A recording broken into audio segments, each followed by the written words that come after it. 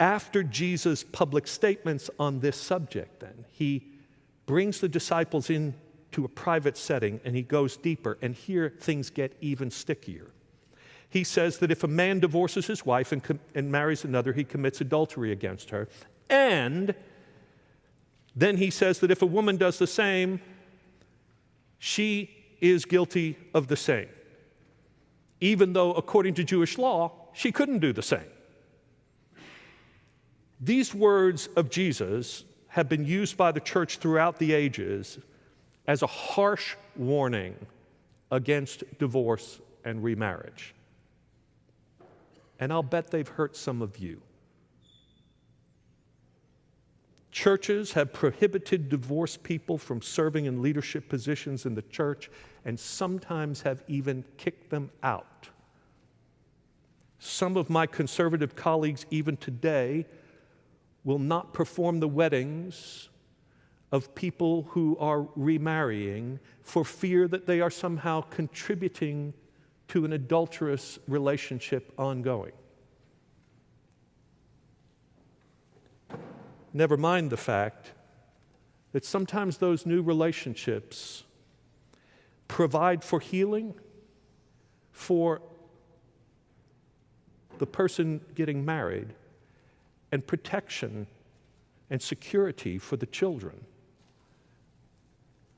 My goodness, what is Jesus thinking?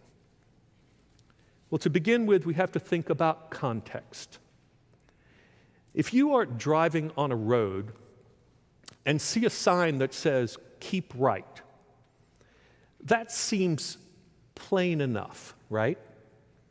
You see what the sign says and you do what it says because that's the law.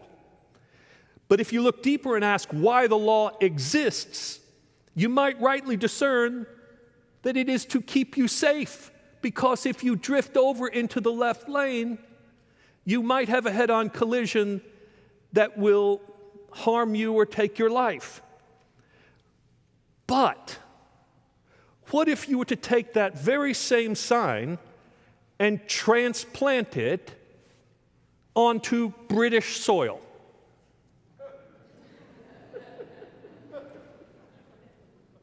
Keep right. Now, those cars travel on the left side of the road. That plain and simple, obvious sign would be dangerous. Welcome to Biblical Interpretation 101.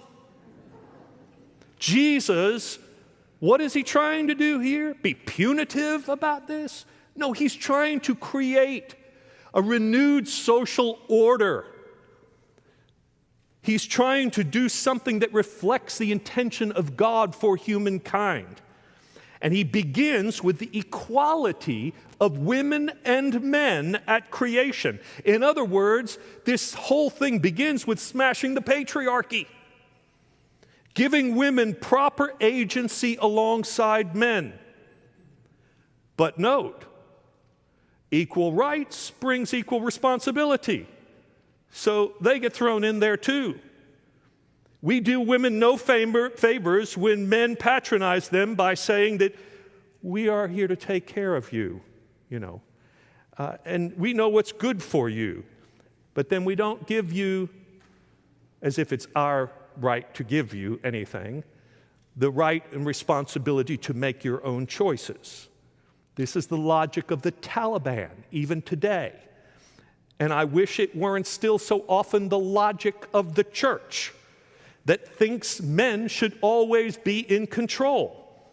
Women are not free and equal partners unless and until the rules apply equally to all. Which brings us then to the children. Why does Mark move from all of this into a conversation about the children? Well, people were bringing children to Jesus, and the disciples were dismissing them sternly. Did you hear? In other words, they were reinforcing the patriarchy again. This is an important man. Why? He doesn't have time for these less than humans. Jesus always operates from the outside in and from the bottom up. He is overturning the whole structure of society that is breeding violence against the most vulnerable, in this case, women and children. And he even makes the children the model for how anyone can enter the kingdom of God.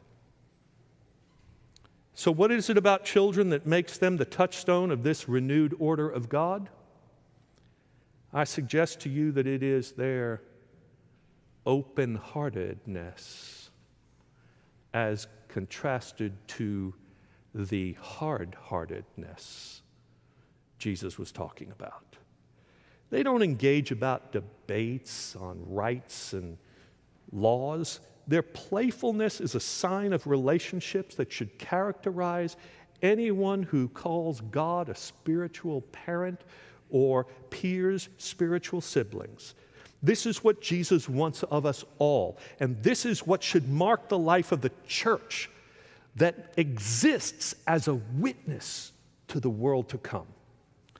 Jesus is not prohibiting divorce or remarriage in every circumstance.